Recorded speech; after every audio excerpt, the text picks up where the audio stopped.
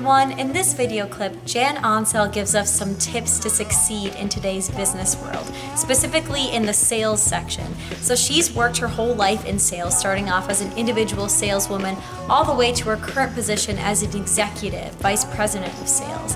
She has experience in global sales as well, so she's a lot of different viewpoints that she can take in this area.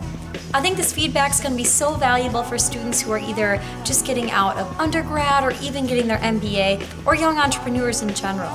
So stay tuned to hear more from Jan Oncel. And one of the things I loved about being in sales as an individual contributor is you have a lot of autonomy. It's almost like running your own business. That's what I've always loved about it. It's like a franchise, Yeah. And your job is to grow that. And what I loved, somebody had told me once that profits mean freedom. So if you're making your numbers and you're exceeding them, your rope is much longer, and you can be more creative, and you can keep building the business, and you set your own hours, and you travel, and you go and visit people, and you're setting your own agenda. And I love that part of being an individual contributor in all of the selling that I've ever done. And I've always been extremely successful in sales. Sales management is different than being an individual contributor. And many times companies hire, or I would say promote people into management because they've been good in sales anyway, as an individual contributor. But there is a very different skill set from being an individual contributor to being a manager of salespeople. And then there's also, I would say being in an executive role in sales is also another different nuance to it. So there's a couple of different levels in selling that I've experienced, and they are very different. And in management, I think of three things come to mind when I think about being the best I can as a manager. And one is the people. The second is the process, and the third is performance.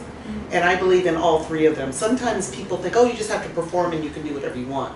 Well, and today, process has become very important.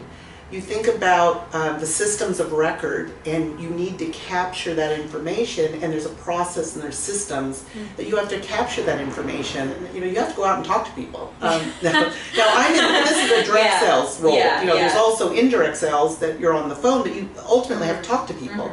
And there's different also kind of sales. There's you're selling either a tangible or an intangible.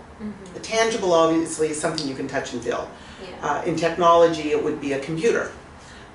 In my business, I'm in market research and advisory. It is information. You can't touch information. So there's different ways of selling. And a very wise man once said to me that when you want to market to people, when you're selling a tangible, you make it intangible. And the reverse, when you're selling an intangible, you want to make it tangible. But in management, so people, really important. The process, as I mentioned, important. And of course, performance. I mean, you have to hit your goals. And the company, the reason you have these goals, these individual quotas, if you will, is because the company needs to grow. And if everybody just kind of kept selling the same thing year over year, you don't grow a company. And again, a very wise man, a lot of my learnings are from people that I'd worked with. And this gentleman, when we got our quotas one year, I remember I was at DataQuest, and I started whining about, oh, my number's so high and my territory is so much smaller than it was last year. And he said, you know what, let's take a walk, I want to tell you something. We walked around the block, and he goes, that's the nature of sales. Every year your number's going to go up and your territory's going to go down. If that didn't happen, we're not growing the business. That's just the nature of the industry and sales. And that's always stayed with me also. So a lot of what I've taken with me is what other people have shared, wisdom along the way. And I've actually used those same words with people at management when they start, whining about their number. I go, you know what, let me just tell you something. So it stayed with me. And being positive. Positive is, it's that the encouragement, you can do it.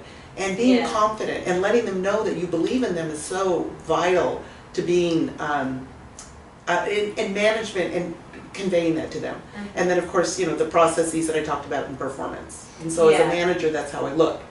That's amazing. Let me bring it though to the next level of being an executive at a company, because it's very different. Okay. Even though it's still similar, because I do have now teams of people, I have managers who report to me.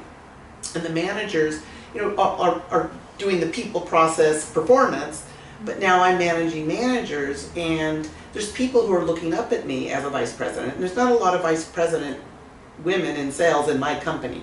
Yeah. And I don't think there's a lot in the industry per se. But at my company, we talk about what's your shadow casting. So people are looking, and you could be having kind of a bad day, and people look at you and they start making inferences about why is she in a bad mood.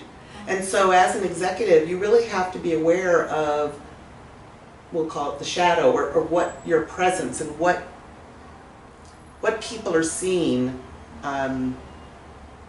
based on how you're feeling that day, the decisions that you're making. Yeah. So there is a real difference in being an executive. Yeah. Thank you very much for watching. I will have my full video conversation with Jan Oncel linked in the description box below.